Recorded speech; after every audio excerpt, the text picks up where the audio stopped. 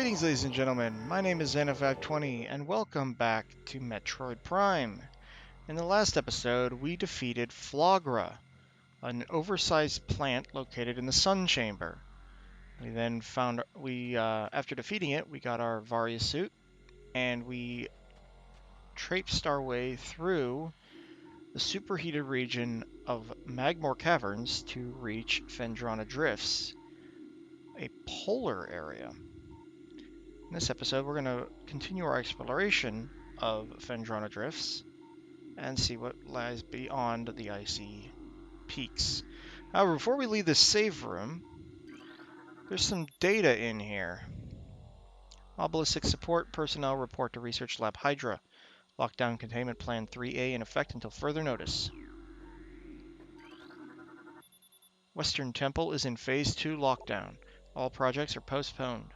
Under no circumstances are personnel to attempt access.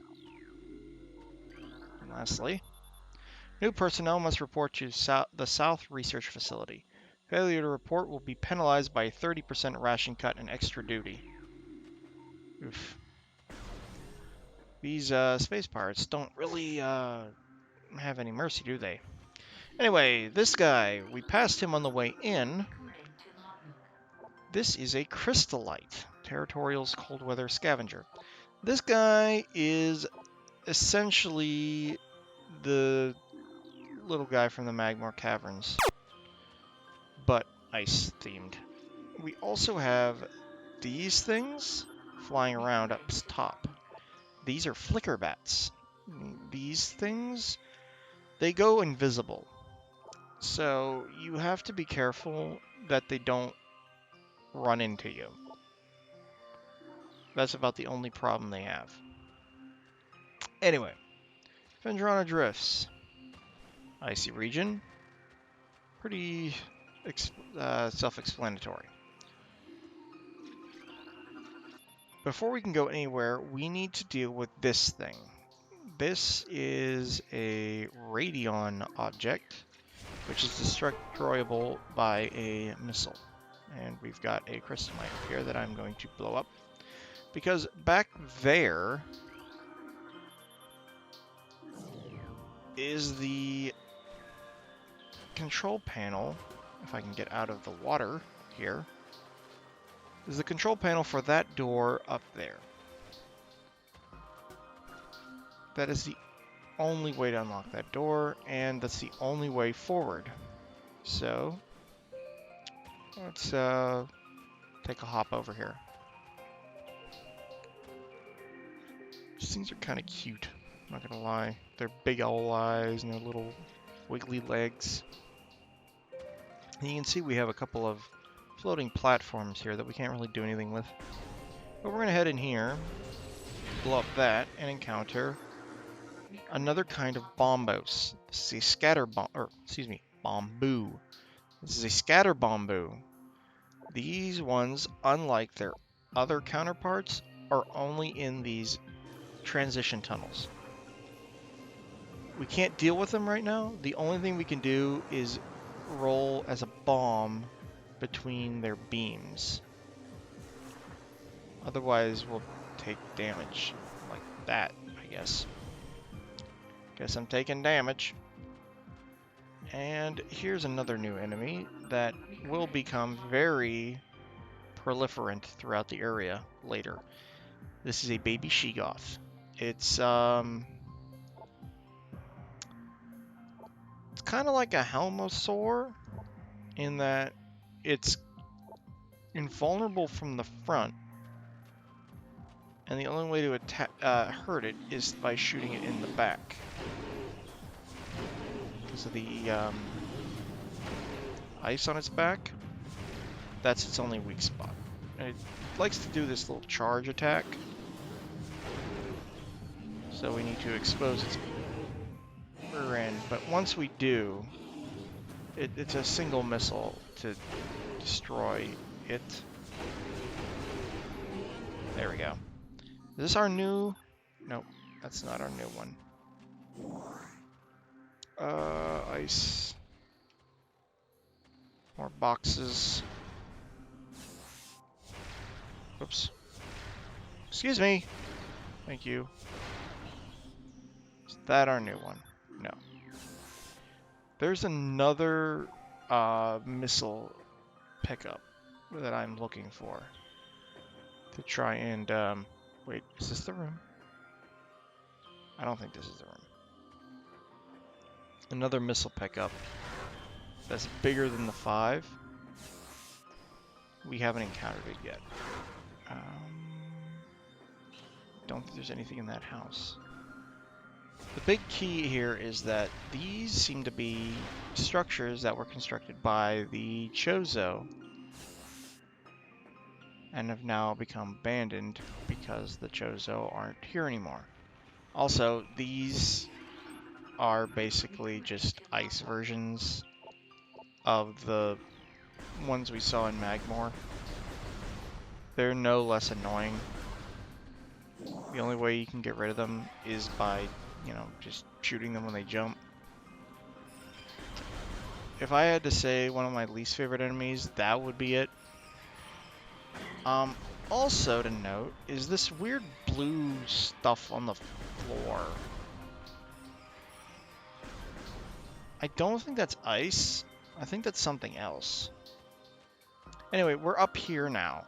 If we take a look at our map, we can see that we went out and around and now come back in this way. So we're now on the upper level of where we were before.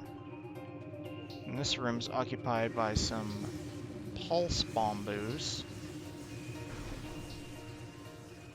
And this room is occupied by some more She-Goths. That's the name. Not She-Goth. That's the god from Elder Scrolls. Anyway, there's some lore up here. Let's see what this one says. As the great poison reaches ever further into the planet, we Chozo begin to feel the gnawings of despair. Before it is too late, we now make our last stand. We have begun to build a temple to contain this darkness. At its heart, we will place a cipher, a mystical lock powered by 12 artifacts, and filled with as much power as we Chozo can harness. We wonder, though, even when we are done, will it be too late? And will the power of the temple and the cipher itself prove strong enough to hold back the poisonous tide that even now swells within the ground, threatening all life? Next time we head back to the overworld, we'll have a location to visit. Let me just get these guys. I'm going to utilize the missile spam technique that I talked about in the first episode to take care of these guys, because it's like 5 missiles to kill one, and I hate standing around just waiting for, you know, my missile to recharge. Anyway, we come down here and there's a locked door, but if we look up top here, you can see there's another door, but it's purple. We cannot actually open purple doors. So let's get past this scatter bamboo. I may be mixing up their names. Actually, you know what? Oh yeah, that was the other thing. When you get close to these things, they start to static up your screen. It's kind of annoying. But let me just take a look at the logbook real quick and make sure I'm getting their name right. Also, you can see we now have 21% of items and 39% of our logbook filled. Let's see.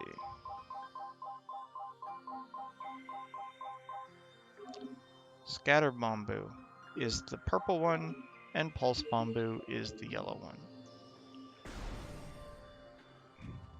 And now we come to this room. We simply need to drop down here. Destroy up these blocks. Can we destroy these boxes? I don't know if we can. No, I guess we can't. Anyway, in the back here, we have some more lore. So many creatures suffer beneath the blight upon the land, and we Chozo are no exception. But for all of our pain, we can at least believe in the promise of the future. We have come to believe that a time may never come when we can once again open the door and banish the darkness we've contained. Even so, our vigilance will forever remain. We believe that on some far-off day, a Savior will come and continue what we have begun.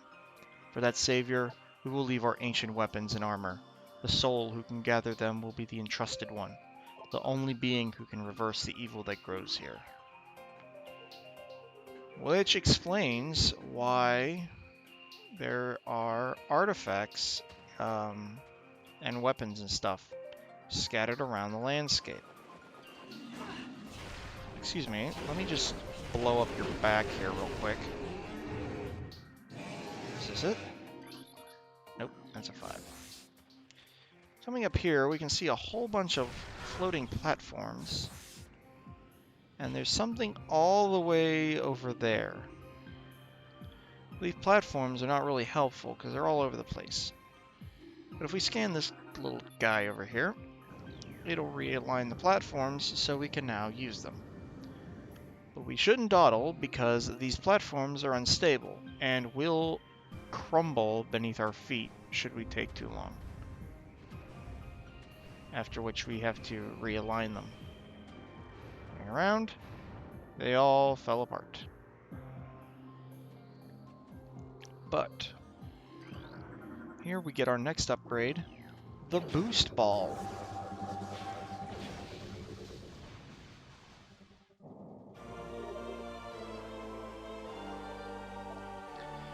The boost ball is an interesting beast because it allows us to utilize these strange half-pipe structures we've been seeing all over the place.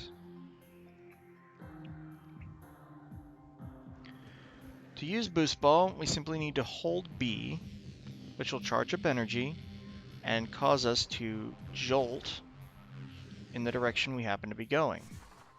And utilizing back and forth motion on these half pipes, we can actually get back out of that hole we were in.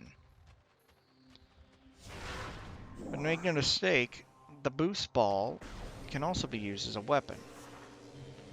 And it can be used as a quick travel option. If I can line this up correctly. Nope. There we go. I dodged. Anyway. We are now technically done in Phendrana Drifts right now because we need to head back to Tallon Overworld. Finally! And grab the item that I thought I need to grab 2 episodes ago. However, coming out here, a large shadow will be cast across the landscape. Ridley is still here.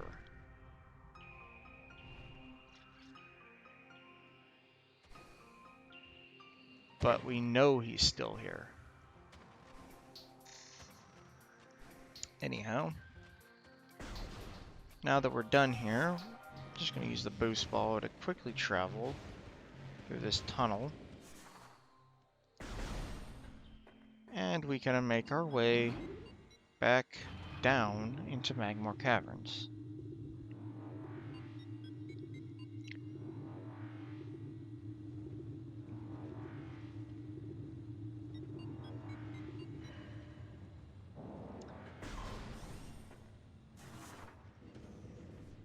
And just hop through this area here.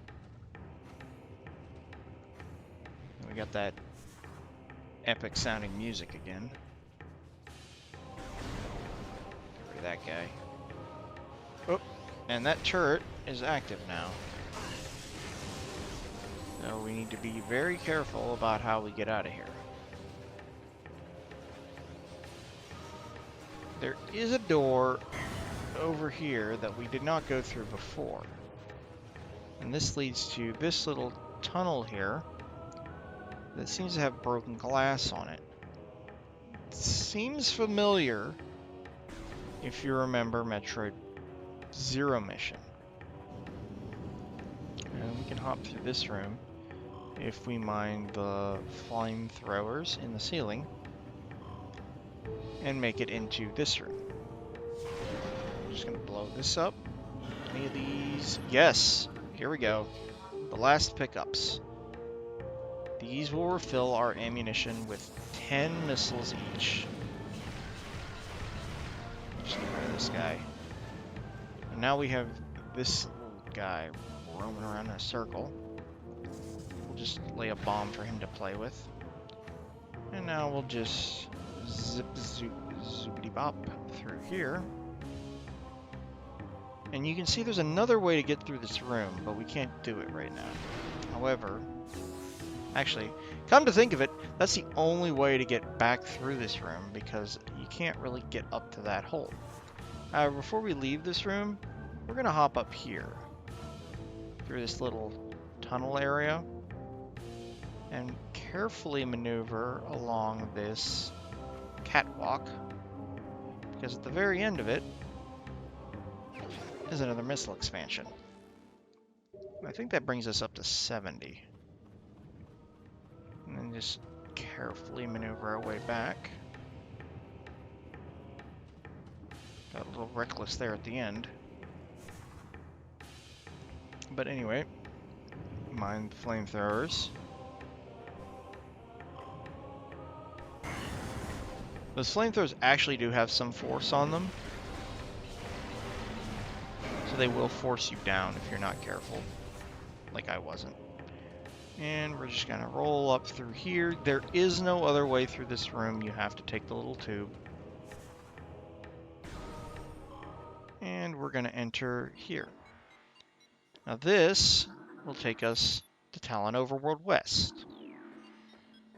And if we come through this door, we'll find there's one of those magnetic tracks that uses spider ball. So we can't actually do anything in this room right now. So we're just going to head up to Tallon Overworld West. Fire whistle's blowing. It's been raining, so I bet a tree came down. Anyway, this area should look very familiar because this is where I came initially. We've got our zoomers. And under here was where that missile pack was. So now we've come full circle. There's going to be beetles down there. And we just need to scale up this area. So we can get back out. And remember how I said it's so good that they made it so you can't get trapped in here? Well, you're actually supposed to come out this way. So, wasn't too much forethought. We're just going to deal with this guy.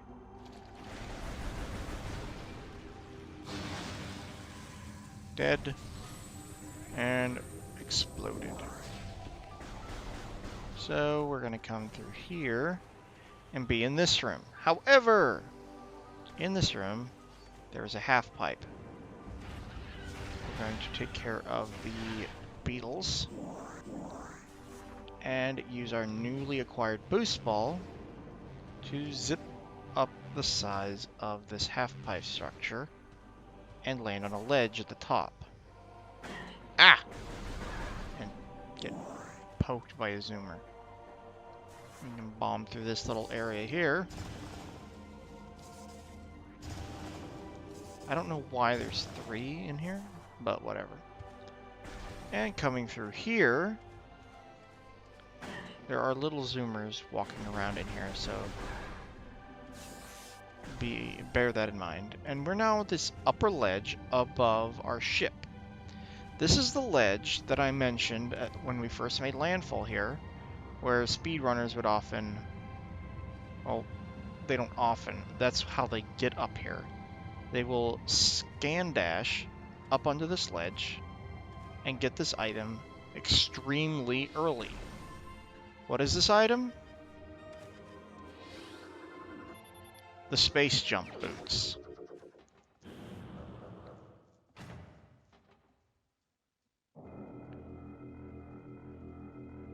The space jump boots allow us to perform a double jump. It's not as powerful as the space jump, but it allows us to get much more height and distance. So we're going to hop over and save at our ship.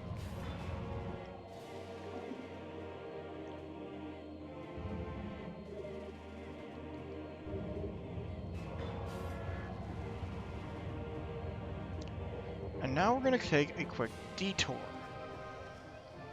Because in addition to this door, which we initially went through, there is one other door that we can access at the beginning of the game. And it's up here. If you carefully climb your way up these rocks, go behind this waterfall, and around this cliff, you will find this door. In here is another new enemy. These jerks. The seedlings. They cling to a wall and they'll shoot their spines at you with shocking accuracy. And this room also is full of these tangle vines, weed things. But coming through here, we will discover that this is another area known as the Impact Crater. And then it appears that a large temple has been built atop it. Now this structure is not of Chozo design. This is actually space pirate construction, which we will see here in this pirate data entry. Log 10.308.0. Field team reports are in on an age structure of alien design built on the surface of Tallon 4. Studies show the structure projects a containment field. This field bars access to a prime source of energy within a deep crater. Science team believes the field is powered by a number of strange Chozo artifacts. We have found some of these relics, and studies on them have begun. As this field could hinder future energy production operations on Tallon 4, we must dismantle it as soon as possible. If this means the destruction of the Chozo artifacts, it will be done. This door is locked by a missile, but there are no further enemies past this point.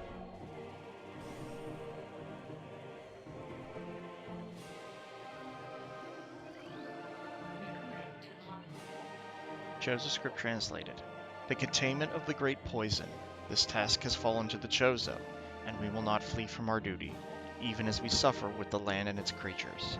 We will pour our will into the 12, the artifacts that, when brought together, form the lock that holds this great evil at bay in the depths of the planet. This lock must stand up to all who might come to assault it. To preserve the power of the seal, and to protect it from those who would meddle for their own designs, we will spread the artifacts across the land, hiding them from prying eyes. The lock must never open until the day comes when this disaster can finally be put right.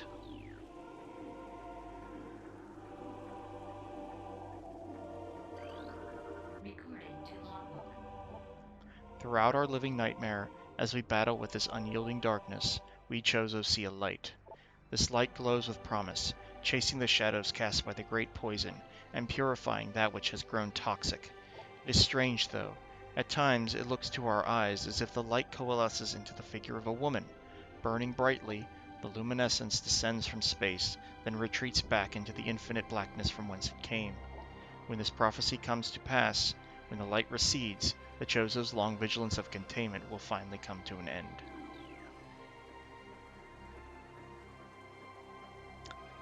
The Impact Crater is our final destination.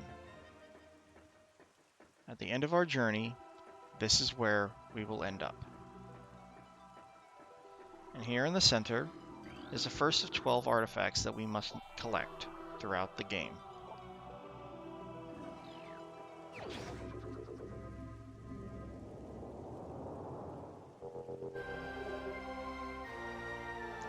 The first one is easy for us to acquire and is right out in the open, right above the lock that this key is for. This is the Artifact of Truth, the first of 12.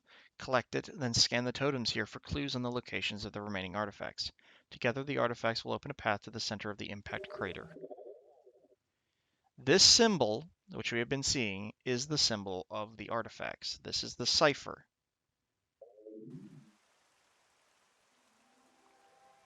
And as we collect them, more of these pillars will become available to scan. Right now, you can only scan a few. Also, collecting an artifact will give us a silver credit.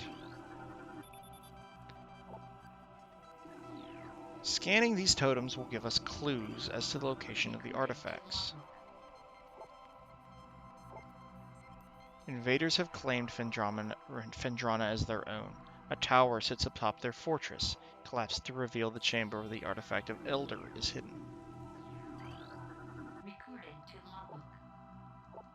The Heat of Magmor was a test for many warriors. A shrine in their honor holds the artifact of strength. A sun chamber high atop our ruined home became the nest of a great beast and a source of corruption.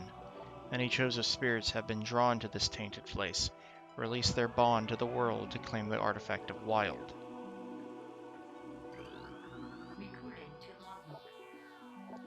There is a tower within the ruins where light always shines.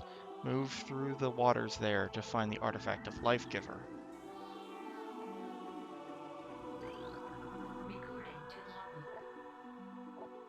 A tall cave stands at Phendrana's edge. Seek the unseen entrance at its top to find the artifact of Spirit.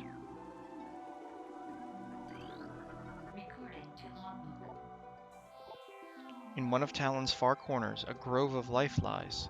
Reveal the pillar beneath the waves to find the artifact of Chozo.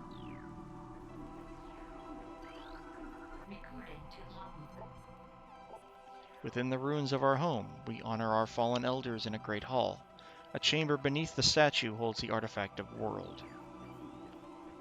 Unfortunately, that is all that the Chozo statues will reveal to us currently. But as we find more artifacts, more of these pillars will become available to scan. And yes, they do count for the scan logbook. In fact, I think if I look,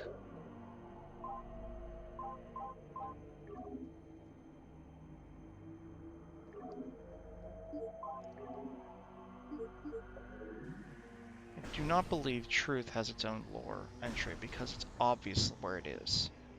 And I don't think you can scan the pillars at all until after you've picked it up. But anyway, we're going to come back through here, deal with these jerks again. Their accuracy is ridiculous with those seeds.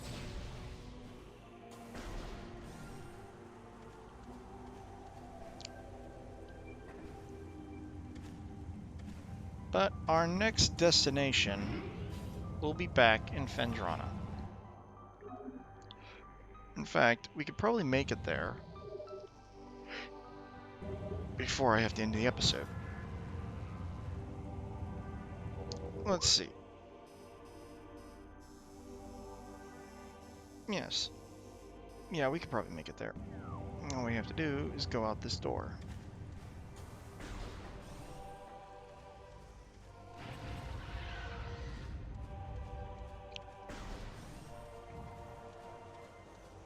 And it's at the top of this shaft. But now we can take some shortcuts in jumping and are able to avoid damage a little more easily. In fact, I could probably just deal with that guy that way instead of having to worry about his little thing. Unfortunately, whenever you fall a very far distance, you won't take damage, but Samus will be temporarily stunned for a moment as she recovers from the long fall. Luckily, this doesn't come into play too often, so it's not something you really have to worry about. However, back in Magmor Caverns, we are going to head this way. And get back to Phendrana Drifts. And we're just going to skip this because I can't control my ball. Quickly sneak through here. And I believe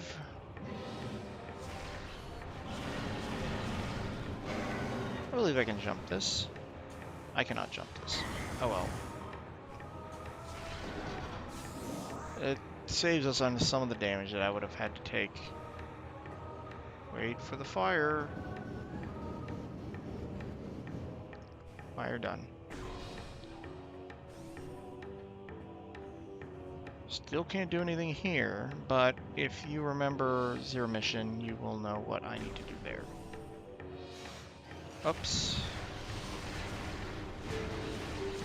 Let's just get rid of those.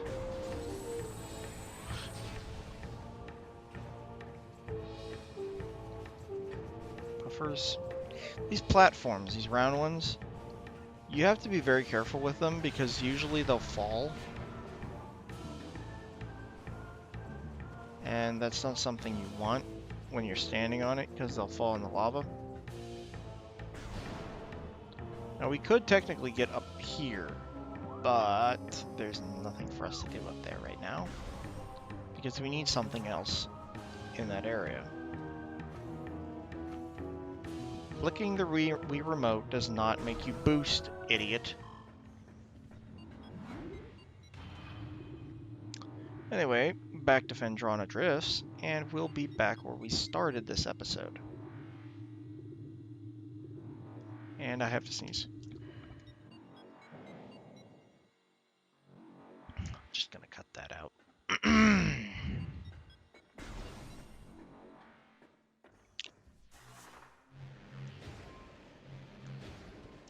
We're gonna zip along here. And we're going to head out this way. And head back to the save room where we ended the last episode and started this one.